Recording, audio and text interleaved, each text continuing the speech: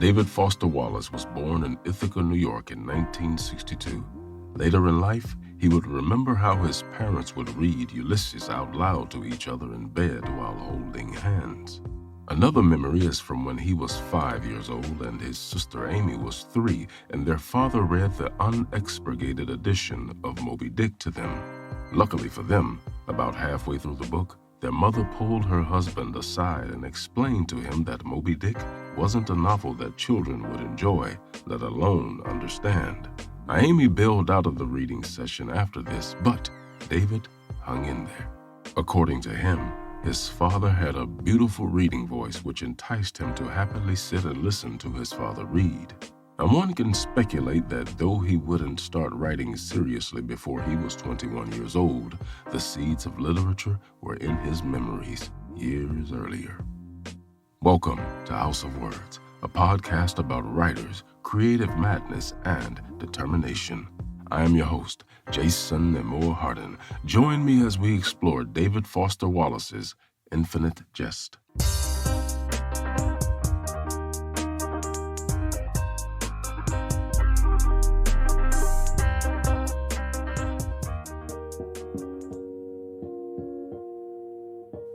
Quote, "Fiction for me is a conversation between me and something that may not be named, God, the cosmos, the unified field, my own psychoanalytic catehexes, rococoku, whomever. I do not feel even the hint of an obligation to an entity called reader. Do not regard it as his favor, rather as his choice that, duly warned, he has expended capital, time, retinal energy on what I've done." End quote.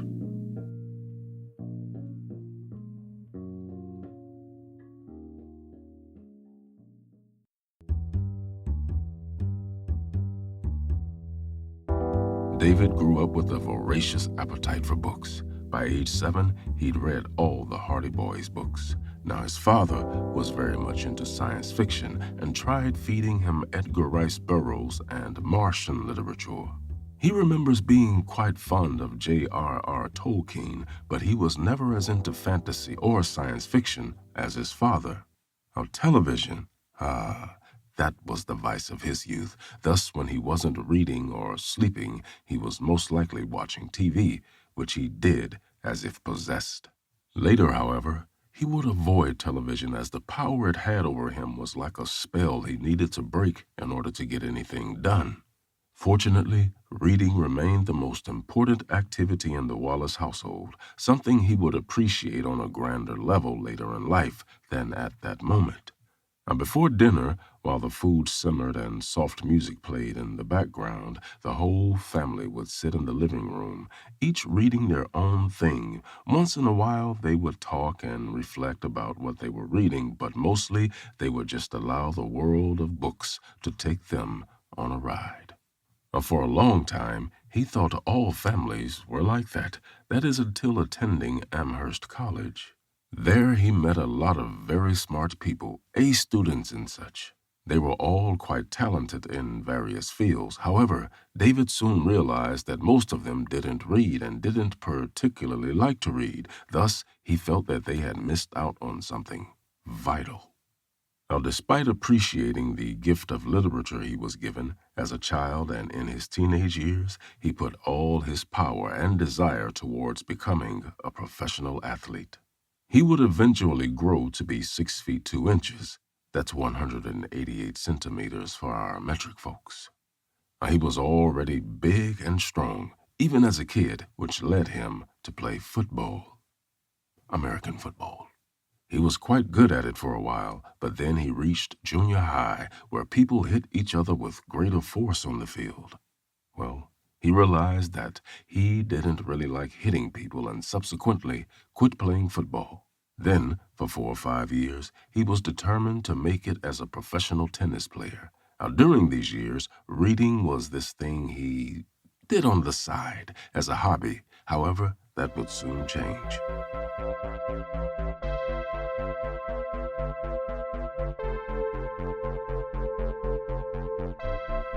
Though there is no concrete start date for Infinite Jest, pieces of the book date all the way back to 1986. This is when David might have written the parts of what would later become the novel as standalone pieces, pieces that already contained the three distinct styles that would later make up the novel.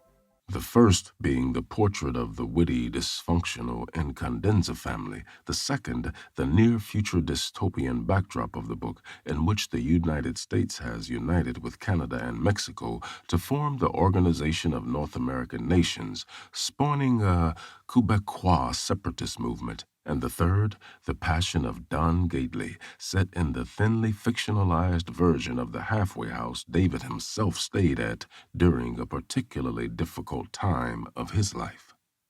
In the fall of 1986, while he was living in Arizona, his girlfriend, Gail Walden, found some pages of his writing under his bed.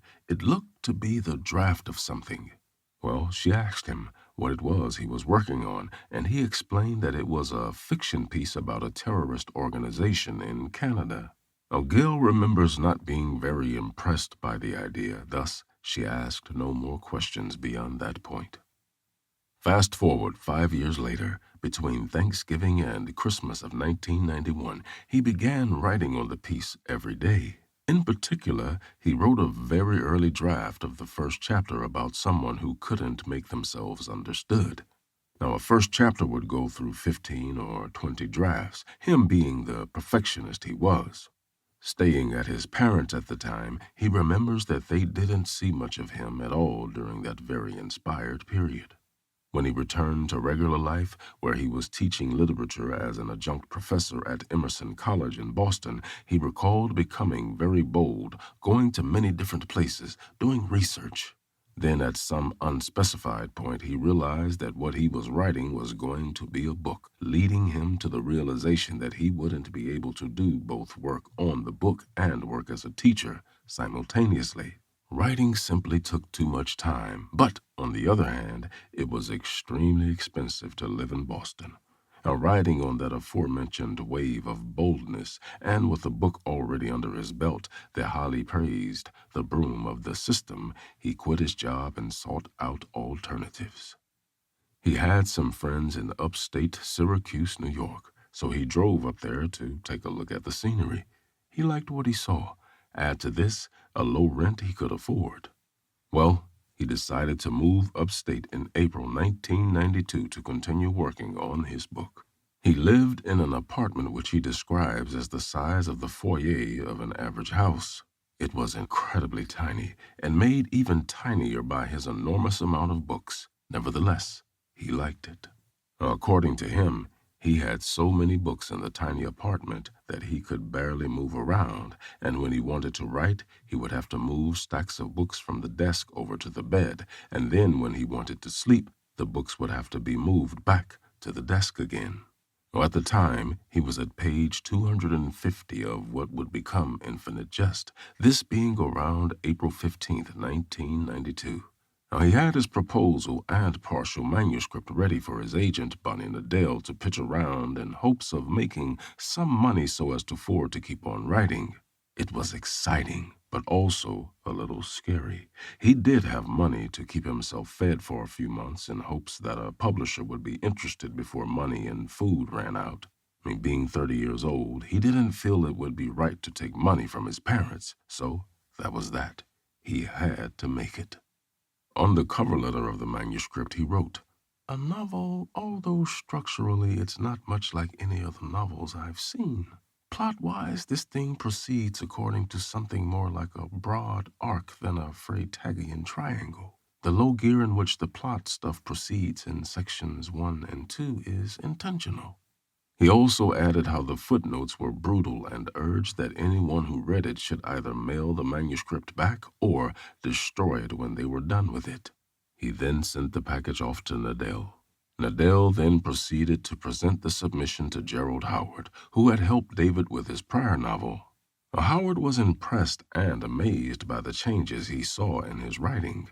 David had gone from a clever writer to a profound one, from one with lots of ways to say little to one with one way to say something important. Howard immediately went to his editorial board and asked how much he could offer David. They authorized him to pay an advance of $35,000. David calculated what would be left to live on after expenses and his agent's commission. It wasn't bad, but it wasn't what he had hoped for either. Nadell, a constant seeker of solutions, quickly found another bidder.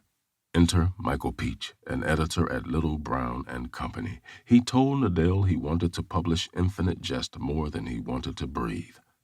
Wow, that's a commitment.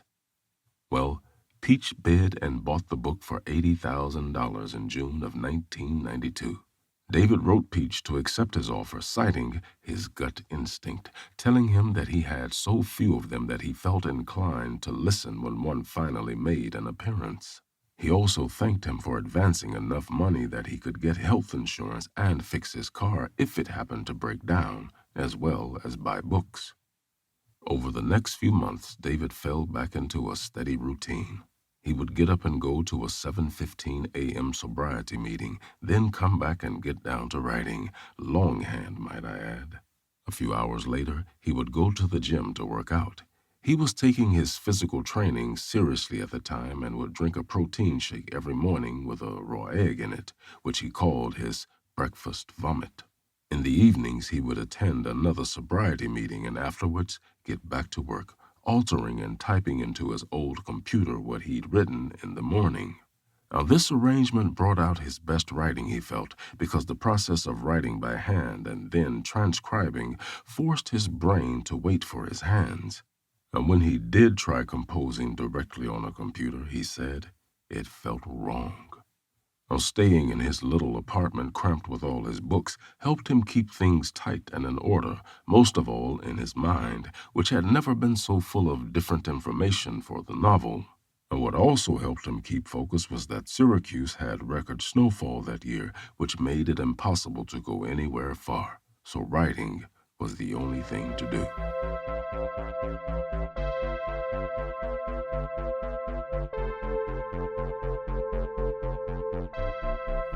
In the spring of 1993, David got an unexpected job offer. The English department at Illinois State University in Bloomington, about an hour from where he had grown up, was hiring. He had promised himself not to teach while he was finishing up Infinite Jest, but he'd been writing the manuscript so steadily and successfully that he allowed himself more flexibility. So in bandana and boots, his trademark style, he went for a brief interview. He was unusually self-confident, perhaps held up by a sense that Infinite Jest was on target. Well, it paid off. He got the job. Michael Peach then was sent 750 pages, and he proceeded to read. When he made it halfway through, he wrote a letter to David. The letter was a remarkably insightful one, especially considering how little time he'd spent with the highly complicated manuscript. He told David that it was a novel made up out of shards, almost as if the story were something broken that someone was finding the pieces of. Peach wrote, seriously loving being inside the huge roiling story about addiction and recovery, their culture and language and characters, the hidden world that's revealed when people come in and tell their stories. But he also saw a major problem with it: length. As good as it was, the book was on its way to becoming too long.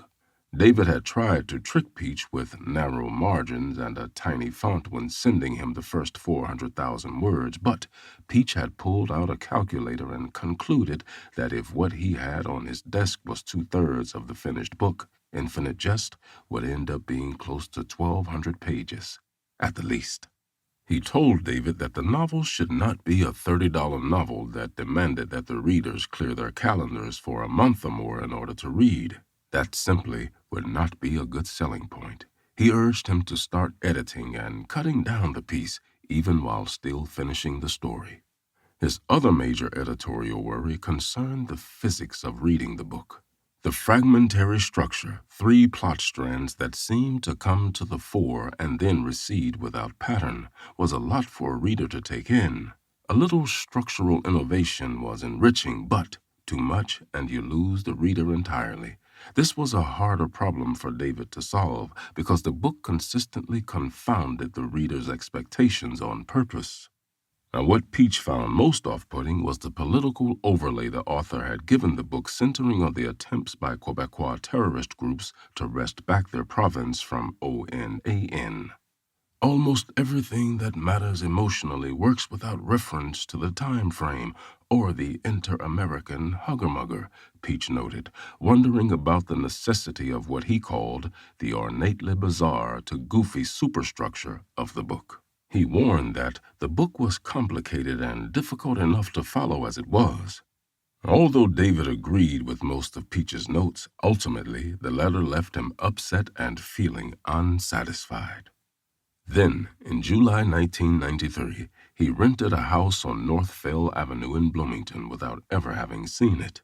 Fortunately, luck was on his side. The house had a fireplace and a screened-in porch and was opposite a park. He brought his weights, his silver velour recliner, placed a spit can nearby, and with pages of Infinite Jest covering the bathroom floor, he continued on with the journey. But predictably, he worried about going back to teaching near the end of summer. As he had been writing at an unequaled pace for 2 years and feared the change to his routine, but he was also an adult now, a man 3.5 years sober with a job and a house and an advance for a book he was well underway with. Nevertheless, he pushed on and was relieved to find he managed to juggle the work of Infinite Jest and teaching at the same time. Initially, he was supposed to deliver the book on January 1st, 1994. However, that date came and went. Even though he could not have worked any harder on it, as he let Peach know, he concluded he would not even finish the manuscript by April 15th, which was the second deadline, and thus proceeded to ask for more time at the beginning of that month. In the end, he would not have a full manuscript before June 18th.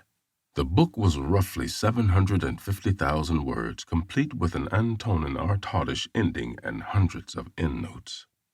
David remembered being terrified that they were going to sue him for being late, which, of course, did not happen. He was beyond exhausted. He had worked so hard on it and for so long that he had no idea if it was all incoherent babble or something worth publishing. About this, he wrote, "It's like not knowing what your family looks like. You live right up close to something so long and it blinds you. I just want it done." For better or worse, he finally delivered it. However, he did not hear from Peach for 6 months. Peach, who had been on his back for months telling him, "Deliver, deliver, deliver it," suddenly had nothing to say. David was livid, but what else could he do but wait? Though Peach was happier with the last draft he received, he still felt the book was too long. He wanted the same effect achieved with less. So just before Christmas, he added hundreds of specific suggestions for cuts. Then David responded with a 16-page letter of his own, acceding, rejecting, and counter-proposing, wheedling and often using an apologetic language for the guiltiness of having cultivated such a complicated and long book. "I guess," he wrote, "maybe I have an arrogance problem. I think I'd presumed in some of this stuff that it was okay to make a reader read the book twice." Maybe, maybe not. So from December 1994 to February 1995, he went back and managed to cut about 350 pages. However, the problem was that each time he removed something, he added more in order to make things make sense. In the end, the novel still clocked in at about the same 750,000 words. Regardless, he sent the novel back with the changes and cuts. That spring, he took a break from the novel as he focused on all kinds of different writings, nonfiction and short stories primarily. Then, in the spring of 1995, he received yet another letter from Michael Peach, telling him that he felt that they could cut more. that he thought they could cut another 200 pages. Well, David then did what he felt was possible and managed to whittle the book back another 100 pages. The torment, however, would not be over. In April 1995, Infinite Jest was back on David's desk. Peach had the novel set in sample type again and realized the book was still too long and that it needed additional cuts. In the end, the novel would be published on February 1st, 1996. However, David would never feel that it was ever really finished. Much of this was because every time he'd completed a new draft, one he hoped would be accepted, one he would consider a final draft, he would get a letter back from Peach telling him that it needed more cuts. Like a wound constantly being irritated and not allowed to close, the book would find no closure, it seemed. Readers, on the other hand, approved of the piece, and the novel would end up making quite a splash. Infinite Jest was heavily marketed, and as a consequence, David Foster Wallace had to adapt to being a public figure. However, reluctantly. He was interviewed in national magazines and went on a 10-city book tour. Rolling Stone ordered an article on him, one which would not be published in the magazine, but rather as a book. Before he knew it, he became somewhat of a literary celebrity. Hailed Infinite Jest would be included in Time magazine's list of the 100 best English-language novels published between 1923 and 2005. When it came to his writing, he would write very slowly, rather like a child, he would say. He could type much faster than he could write longhand, which is precisely why he chose longhand for his first drafts. Writing slow would help him pay attention in a way that typing wouldn't allow him. He admitted to being self-conscious about his writing and would do 6 to 8 drafts on everything he wrote, which meant a lot of hard work. And he admitted, at age 34, that he loved working hard and he loved the process of his writing, however arduous it could be. He looked at writing as a matter of the spirit rather than of the intellect, and as a very fruitful remedy for natural self-involvement and self-centeredness. The desire to get better, the want to become a better, more efficient writer, was one of self-growth and self-exploration. Good writing isn't a science, he would say, it's an art, and the horizon is infinite.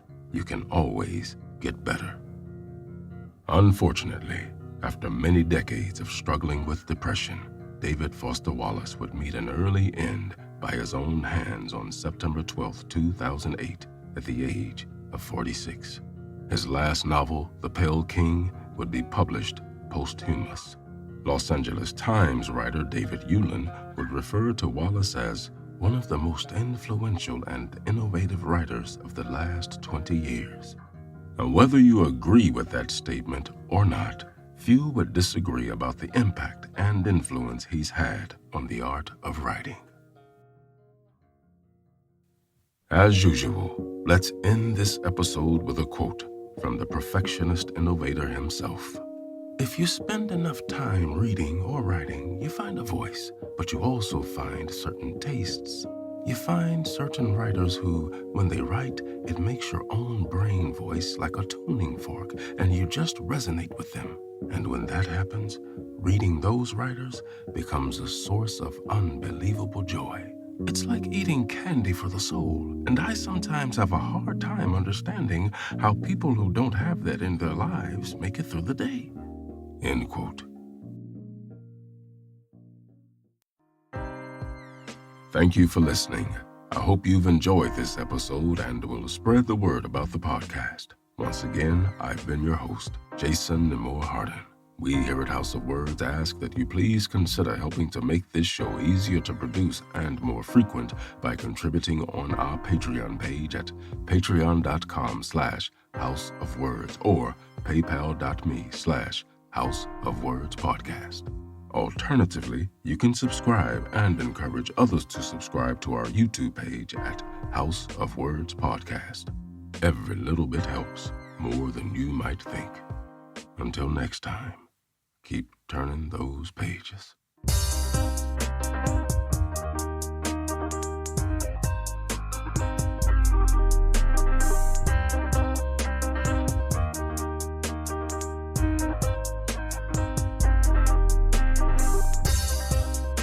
House of Words is written and produced by Cristo M. Sanchez. Narrated and written by me, Jason Nemore Hardin. And music by Creature 9 and Wood. All rights and ownership belong to Cristo M. Sanchez and Jason Nemore Hardin.